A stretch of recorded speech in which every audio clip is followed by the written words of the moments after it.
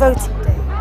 This is the first time people in southern Sudan came out to elect their own government after more than 2 decades of civil war.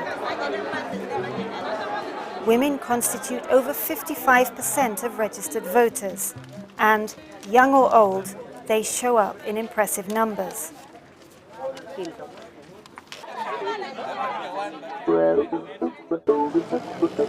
After a long civil war, women are now the majority of the population. And the Constitution has given them a special quota of 25% representation in the new government. Mary Kidden got up at the crack of dawn to get through her household chores. She has come with her children to the voting station in Juba, the capital. We have been here since morning. People are going from center to center, looking for their names. And some people are becoming discouraged, going home because they did not get their names in some centers. But I'm telling them not to be discouraged, and they continue coming to look for their names. Yeah, as a woman, it's very important because as women, we have many problems that are affecting women in South Sudan. So we're encouraging women to vote for their rights because women are the ones suffering. Women need health, women need education so that we may develop our country. So women in power will be able to bring these issues up, that women need this and this, because men, they will not look these issues as important as women. Women have already shown their hand. When the Comprehensive Peace Agreement, or CPA, was signed in 2005, a timetable for democratic elections and a referendum on independence was agreed. The ruling Sudan People's Liberation Movement, SPLM, partnered with the National Congress Party to oversee the peaceful transition. A small group of powerful women made sure women's voices were heard. A handful were appointed to key positions in the transitional southern government. It was a necessary first step. Special quotas are a proven way, worldwide, of increasing women's participation at all levels. Aout Deng Ashwil is a member of the SPLM Political Bureau, the highest organ in the party. She is also a minister. Women played a critical role in the war, she points out. They had to fight their own battle to get where they are now. Given their role during the struggle, I think each and every soldier knows what the women did during the struggle. And that, it did not just come. Even when it was said it was 25%, it was not just given. It's because we avail ourselves. We prepare, we have lists, names of people. Whenever we are saying we want this, we will give names. This is the list of the people we feel that you represent us in that particular event. That's how we succeeded. Radio, newspaper and voter education are used to get as many people as possible to participate. High rates of illiteracy means enormous effort must be made to make sure people understand the process and not be vulnerable to pressure or intimidation. The people of southern Sudan have fought a long battle for autonomy, and voting is now their best weapon. For more than 2 decades, the South fought for independence from the North. Those 21 years have resulted in more than 2 million dead. Multiple millions have fled this country. The question for many is whether they will be able to. The South are still reeling from decades of war, living in abject poverty. The women at the grassroots never had enough voters' education. Now, added into that, the fact that there are a lot of high illiteracy among women. Most men, they might say that, no, why can't we lose these women since they don't know even how to read and write? We can actually make them to vote for our candidates instead of their own women candidates, whom probably they prefer. When I talk of voter education, it's not only women, even the rest of the men or the youth. Because Southern Sudan is so vast, That is one.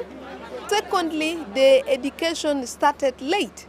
So considering the aspect of accessibility, the funding that is not enough to send so many educators even to the grassroots in all other places. So the voters' education concentrated mostly in the capital cities of the state. And that is why some of the counties in the villages, no voters, educators have gone there. Ballots will be at 12 ballots, but in a region where about 3/4 of the population is illiterate.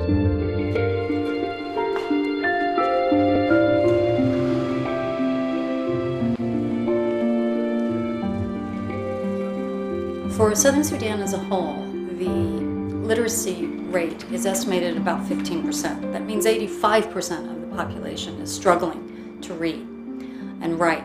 If you look at the number for women, it's a staggering 92% illiteracy rate.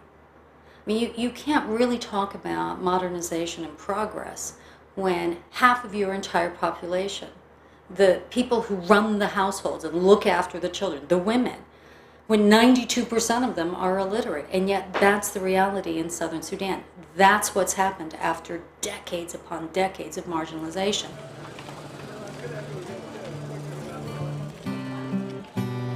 The biggest challenge of this election was getting women to participate. After the war, women remain the poorest, the least likely to survive, and the least educated.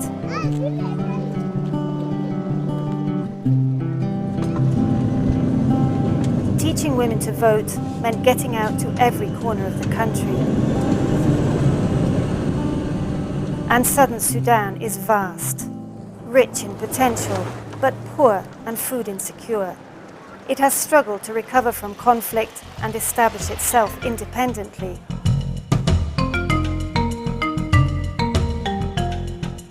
Women have played a central role, yet they have been left behind. Girls are needed first and foremost as labor. Childhood is often just a passing shadow before early marriage. Fetching water and doing domestic chores takes most of their time.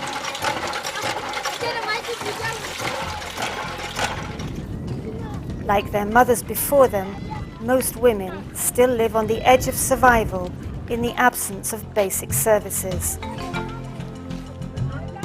Many women die, often in childbirth, at home.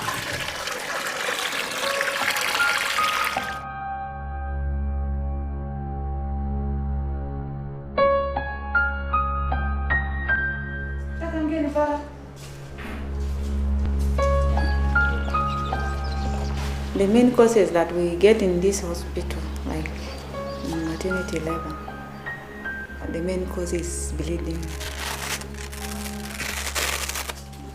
We have some mothers who come to the hospital. Let me say 80% of mothers deliver at home. You know, they believe delivering at home with the TBS. And you know, with the TBS, they don't know the complications. It's very difficult for them to identify complications during delivery and even after delivery.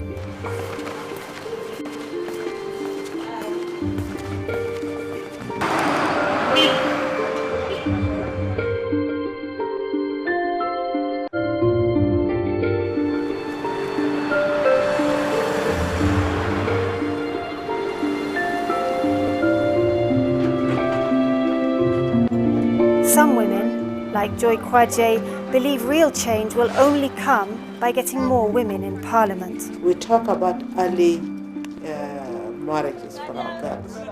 But if the girl is in a situation where there is no school around, no matter how much talking we do, this girl by the age of 12 has nothing.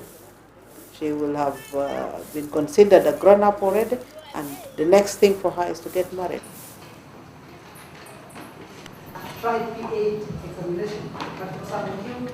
Increasing the number of women in decision-making positions increases political accountability to women, especially in service delivery and education. And that's very necessary in southern Sudan. At the moment, only about 27% of girls go to primary school. So finding educated women for elected positions is the first challenge.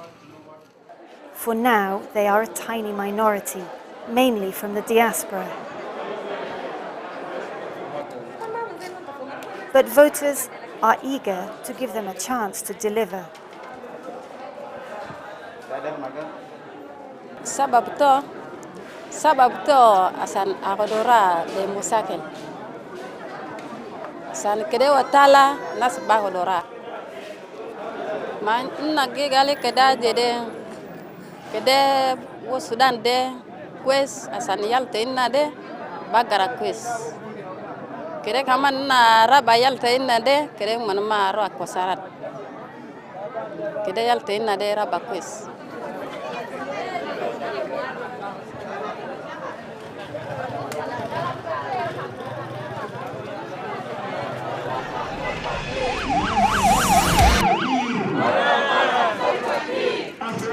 Salva Kiir, SPLM chairman, here campaigning for the Southern presidency. He makes it clear he supports women in government. It's a direct invitation from the leadership for women to join in, despite the difficulties. I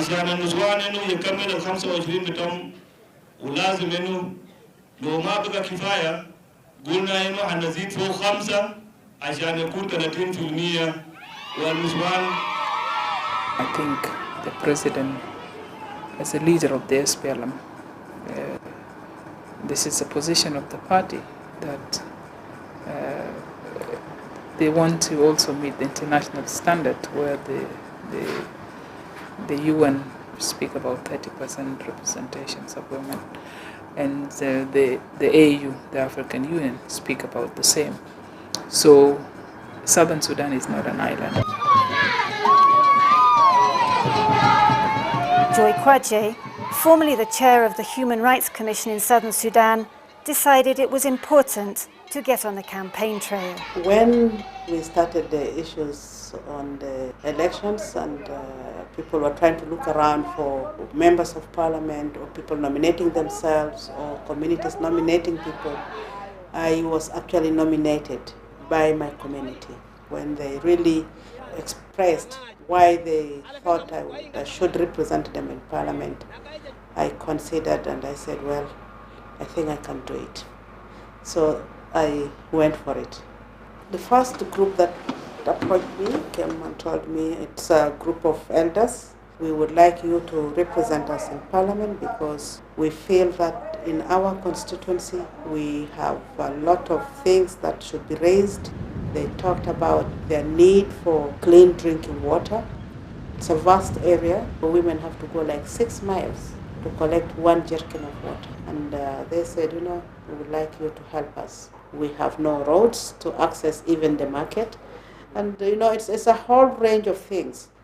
And they said for all this time that the Southern Sudan Assembly has been instituted, we do not feel that we as a community here really have been adequately represented. Better politics, more women. More women, better politics, more women. Sudanese women don't just sit there, do something positive along with men. But getting votes for women means tackling deep-seated prejudices. That needs a lot of different strategies and resources. This debate among students at Juba University has been organized by the United Nations Development Fund for Women, UNIFEM. We, members of UNIFEM, one of our mandates is to empower women and to make sure that there is equal rights between men and women. We just felt that it was necessary to start from the university students, for them to begin to appreciate the fact that there is need for a 50% representation of women and men in parliament. A woman will never make an independent decision by herself unless you help her, you suggest it to her. Then how can they become good parliamentarians? they can never exercise good leadership if they are not confident of themselves. It was very obvious that majority of them believe that women should not be in parliament. There are deep-seated cultural values in South Sudan, and they do believe, because of tradition and all their upbringing, they believe that a woman's place is in the kitchen. You heard it. Many of them still have that view. If you don't catch them young, it's a problem. It's very important for us to start, because when we talk to the university students, they will carry the message to their homes, they will carry the message to the younger ones, and I mean, they need to have this awareness, because there would not have been so much problem about equality between men and women in the world today, because it's all over the world. And remember, don't forget that politics begins where? It begins from the family. Before you go to the state, you go to the government level. Politics is already where? Our country is still just practicing democracy. Accessibility to ladies who are somehow educated is really very hard sometimes to access the 25%, because the element of tribalism comes in, and sometimes this element of corruption comes in. If only and only that my country comes to realize the importance of women in decision making, the capabilities of women in leadership. Like we have governors, a governor who is a woman in Western Equatoria, and she's really doing well. If such kind of chances are given to women, it will improve the government aspect of ruling in Sudan. That chance has just been handed to Nyang Deng Malik. She ran for governor of Warrap State, Bahr el Ghazal. Remote and insecure, successive governors have failed to stop cattle raids and killings. Nyang Deng was an SPLA-appointed deputy governor before putting herself up for the vote. I faced a lot of rejection from youth that no, in this state it cannot be a woman place to govern, because, and they were saying excuses like we have a lot of insecurity, how a woman going to control when the men actually failed. First I applied because the party came up with the criteria form that anybody who wanted to contest for election, you fill a form. So I filled the form and it was sent to the political bureau. I was selected among the 5 men, 4 men and myself, and I felt that things which I wanted to change, I can't change them unless I'm in the decision-making position like a governor. When I started my campaign, immediately I was encouraged by women. Wherever I go, I find them really waiting for me and happy and encouraging me, and they could not believe, and I felt that, yes, I have to do it for them. It's over 500,000 votes I got. That kind of expectation raised, really many people expect me that I must deliver, in particular women. That one now is coming down on me as a person, that always I think that I should not disappoint them. If I don't meet all the expectation of women, at least I can do something considerable that will open a door for other women to come in. This time we have a motion which says that we have equality. So we vote for equal opportunity. That is why we like to choose a lady, at least to see the performance and the change that she will bring for this state.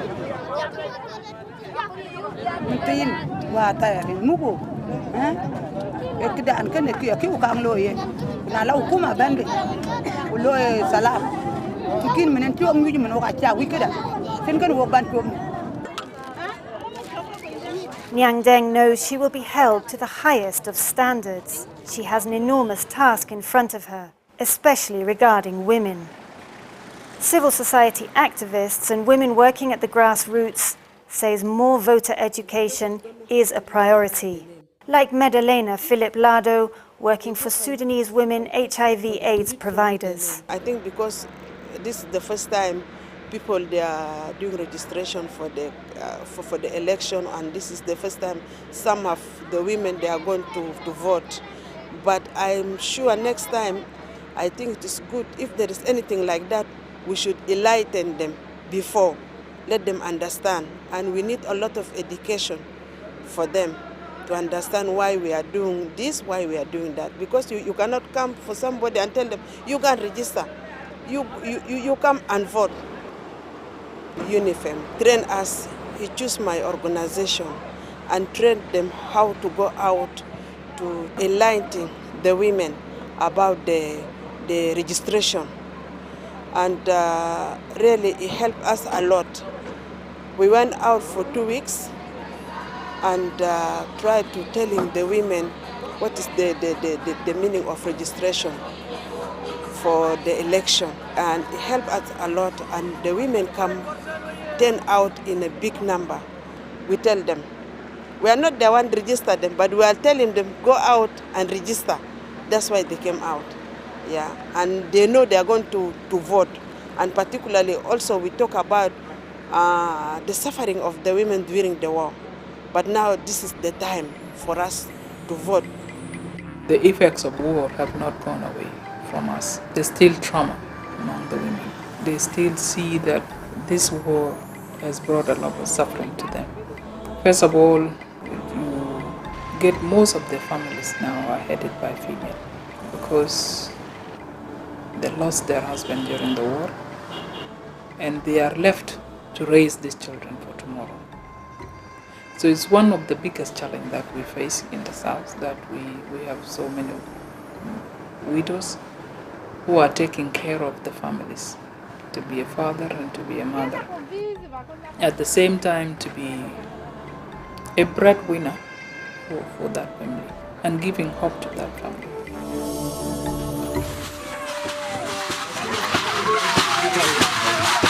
But breaking the cycle needs more than just a celebration of quotas. It needs strong political will from the very top.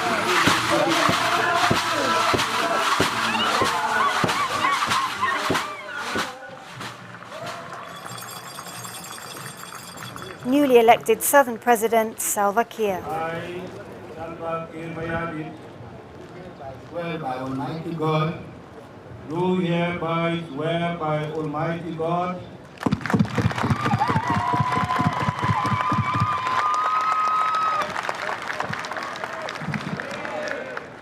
I promise that during my term in office, I shall work to ensure raising women representation in constitutional posts to 30%.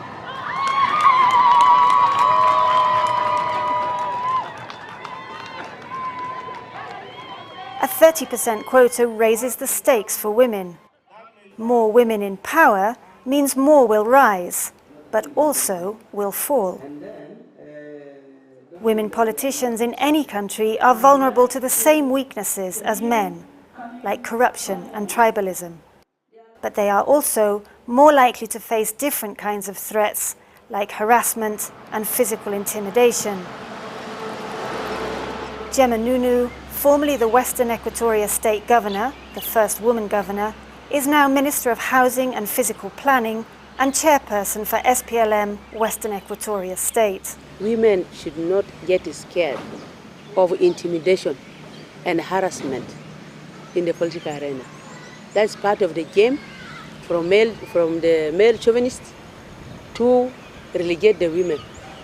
And to the women, I want to say, if we really want to progress and to take advantage of the international conventions of the right of women to participate at any level of government, they should work together. They should not work against each other.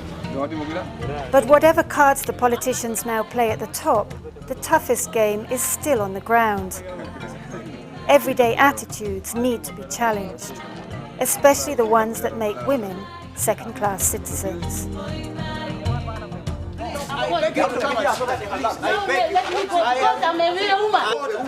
Organised by UNIFEM, this street play is about violence against women. Access to justice is critical if things are really going to change. New laws and procedures are needed, not just to promote women, but also to protect them. I'm happy that your wife is a pilot. Yes. And so.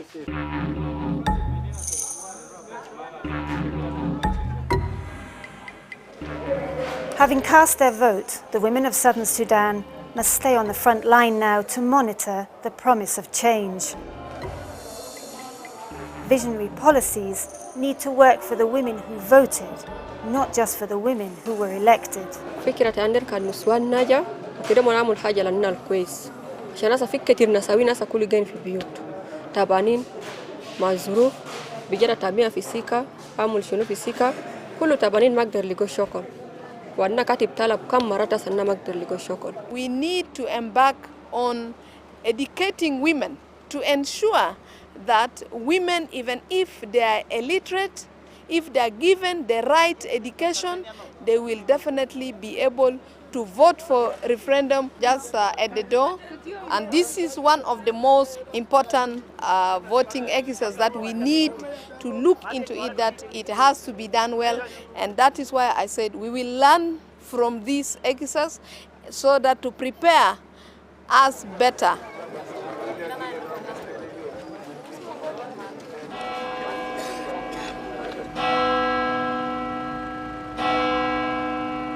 The road ahead is a long one, but huge strides have been made. 30% of the Southern Sudan Assembly are now elected women. Although there is still a long way to go, the women of Southern Sudan are well placed to navigate a better future for themselves and their country, and that makes a considerable difference.